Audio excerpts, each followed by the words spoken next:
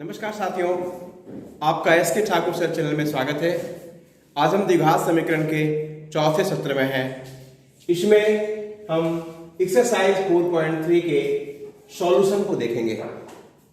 इसके पिछले वीडियो में हम लोग इसके एग्जाम्पल्स को देखे थे। आज हम इसके एक्सरसाइज के सॉल्यूशन को देखते हैं। पूर्ण वर्ग बना करके हल करना है। नंबर 1 का फर्स्ट है 2x² - 7x + 3 = 0।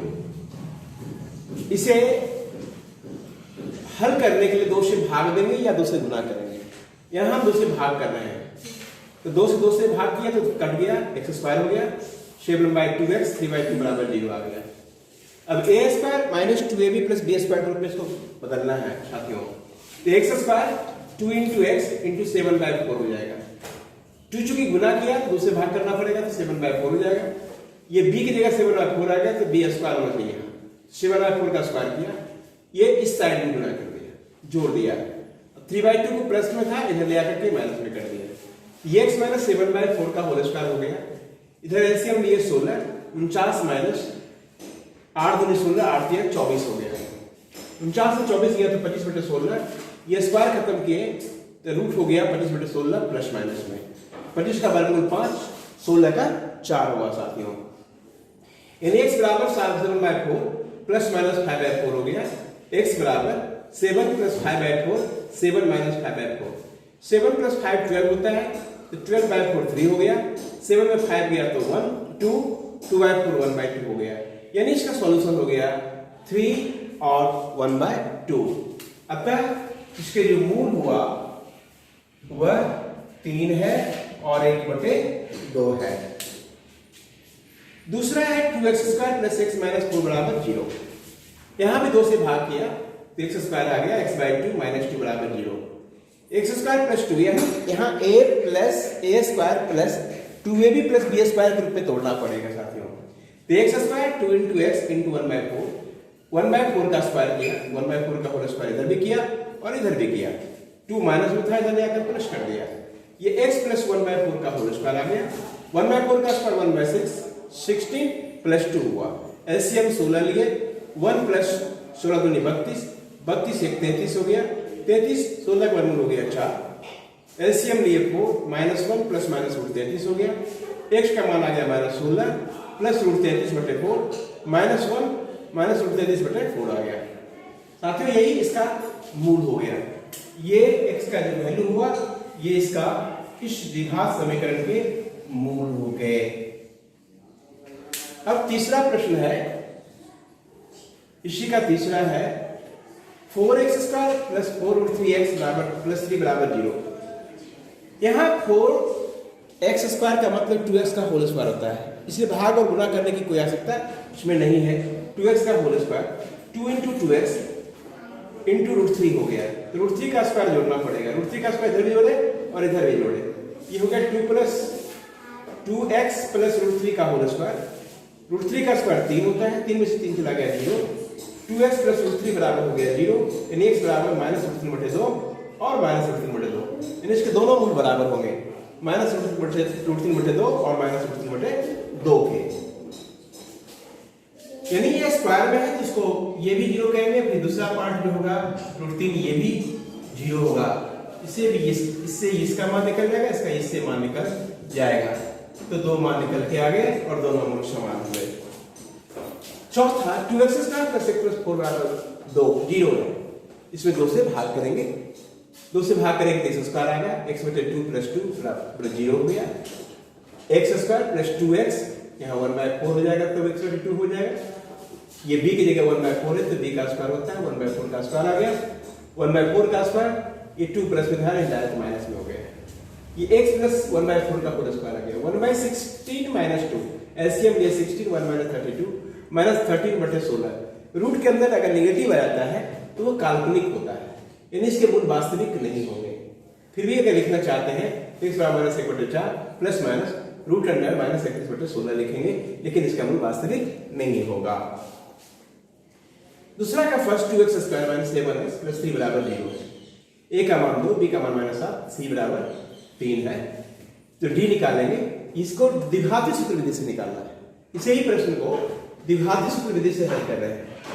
a का मान 2, b का मान -7, c बराबर 3 आ गया। d बराबर b स्क्वायर माइनस 4ac, -7 का स्क्वायर 49 माइनस 24, ये हो गया 49 में 24 चला गया तो 25 हो गया, 25 का वर्गमूल 5 होता है, यानी मूल हो गया -b plus -50/2a, 7 plus 5, 7 minus 5/4, 12/4, 2/4, यानी 3 और 1/2 हो गया।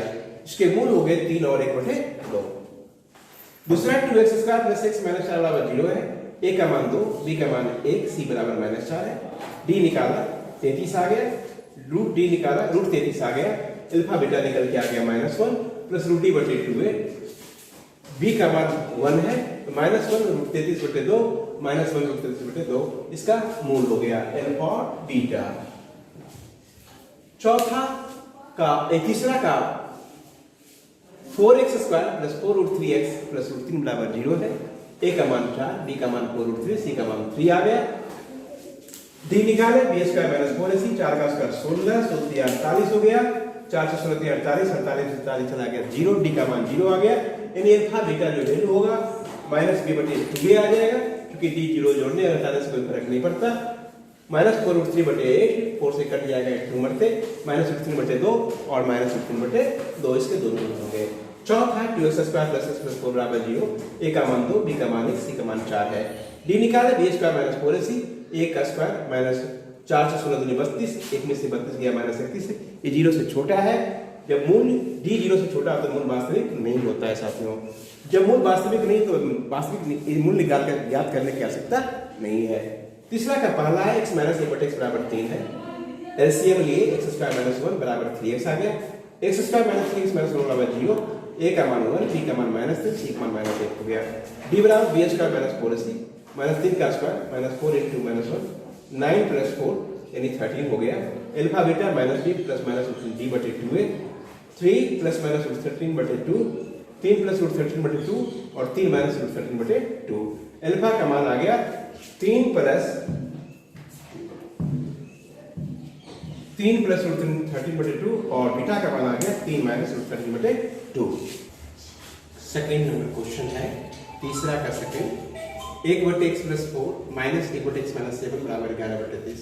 एलसीएम ले लिए, x माइनस 7 आ गया माइनस x हो जाएगा -x माइनस 4 बराबर 11/30। ये x कैंसिल हो जाएगा, -11 x plus 4 into x minus 7 गुना किया तो x square minus 7x plus 4x minus 28 बराबर 11/30। 11 कैंसिल हो गया, x square minus 3x minus 28 बराबर -30, x square minus 3x minus 28 इसको इधर ले आए, प्लस 30 बराबर 0 आ गया। x square minus 3x plus 2 बराबर 0, यानी a का मान 1, b का मान -3, c का मान 2 आ गया। d बराबर b स्क्वायर माइनस 4ac होता है, -3 का स्क्वायर 4 into 1 into 2 हो गया, 9 माइनस 8 बराबर, यानी रूट d का मान 1 आ गया। अल्फा बीटा का मान -b/2 है, b का वैल्यू यहाँ -3 है तो +3 हो गया, प्लस -1, 3 प्लस 1 4 हो गया, 3 माइनस 1 2 हो गया, 4/2 2 हो गया, ये 1 हो गया, यानी इसका मूल 2 और 1 हो गया। प्रश्न संख्या 4 है, रहमान का वर्तमान उम्र 100 वर्ष है। कहता है कि 3 वर्ष पहले रहमान का उम्र का व्युत्क्रम और 5 वर्ष बाद रहमान के उम्र का व्युत्क्रम का योगफल 1/3 है। तो 3 वर्ष पहले x माइनस 3 व्युत्क्रम करेंगे तो 1/x माइनस 3, 5 वर्ष के बाद 1 + 5 हो जाएगा, व्युत्क्रम करेंगे तो 1/1 + 5 बराबर 1/3 हो गया। एलसीएम लेंगे 1 + 5 + x माइनस 3, 2x + 2 इंटू 3 और इसको गुना करेंगे तो x square + 5x minus 3x minus 15 हो जाएगा, 6x + 6, x square + 2x minus 15, x square minus 4x minus 21 बराबर 0 हो गया। a का मान 1, b का मान -4 और c का मान -21 हो गया। d निकाले 16, 21 14 84 हो गया बराबर 100, यानी रूट d का मान आ गया 10। अब अल्फा बीटा निकालेंगे 14/2 और -6/3। उम्र कभी निगेटिव नहीं होता इसलिए अमान्य कहेंगे, तो 7 वर्ष रहमान का वर्तमान उम्र जो होगा वो 7 वर्ष का होगा। अब 5वां नंबर क्वेश्चन है कि गणित और अंग्रेजी में कुल अंक 30 अर्जित करता है और उनके गुणनफल जो है अगर गणित में 2 अंक ज्यादा होता, अंग्रेजी में 3 अंक कम होता, उसका गुणनफल 210 होता। तो x प्लस 2, ये 27 माइनस x बराबर 210, 27x minus x square plus 27 दूनी 54 माइनस 2x बराबर 210, x square minus 25x plus 156 हो जाएगा बराबर 0।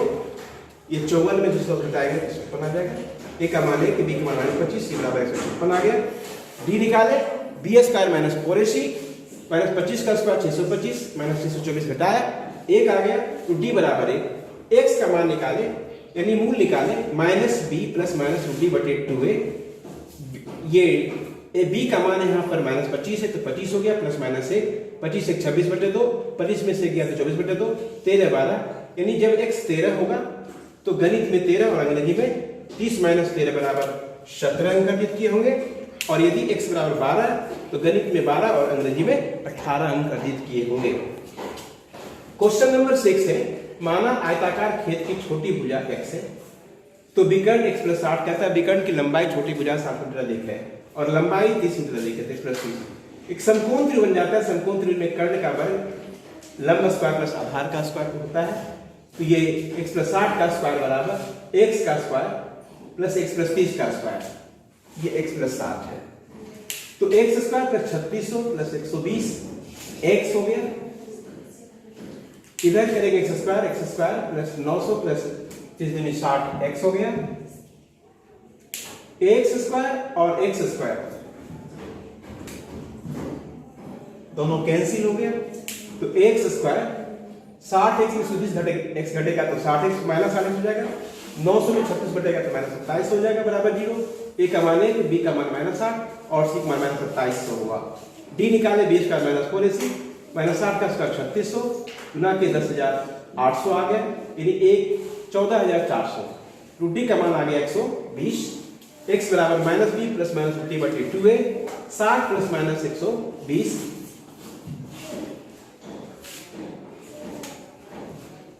अब ये 60 प्लस माइनस 120, 60 प्लस 120 बटे 2, 60 माइनस 120 बटे 2, 180 बटे 2 माइनस 60 बटे 2, ये 30 माइनस 30 हो गया।